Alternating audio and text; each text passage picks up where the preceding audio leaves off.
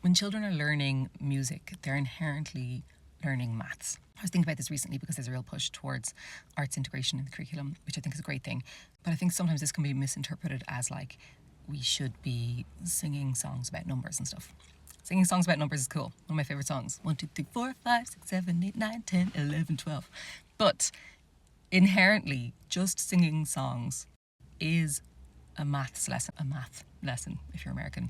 Keeping a rhythm is patterns, is predictably spacing objects out on a timeline. Transposing chords. I know young primary school kids aren't actually going to be transposing chords, but they're going to hear chords and melodies transposed if they're singing songs often. Is learning about vectors and measuring the distance and relationship between objects in space and then moving them to another space while maintaining that relationship. Inherent in music is mathematical concepts. We don't need to add a didactic layer on top that assigns numbers to things. You can. Naturally, if the kids continue to study music, they'll start probably assigning numbers to scale notes and chord progressions and things. But even without that layer, you're still learning mathematical concepts just by learning music.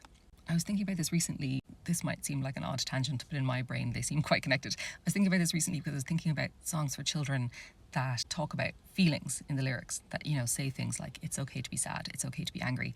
There's loads of really beautiful examples of songs that I love. But inherently, again, I think we don't need the lyrics to say, it's okay to be sad, it's okay to be angry in a song for the kid to learn the lesson from music about emotions.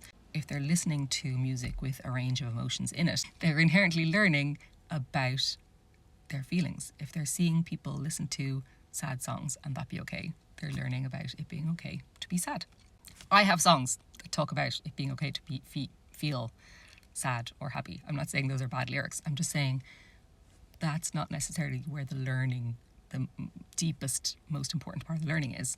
The deepest, most important part of the learning is already there, inherent in the music. You don't need to justify teaching music to kids by adding on this layer on top of making the lyrics sound educational. The music itself inherently has all that inbuilt. It's already valuable in and of itself. Those are some things that are connected in my brain, but maybe are not connected in your brain. This short maybe just became a Blind Boy podcast, which would be great. I love Blind Boy.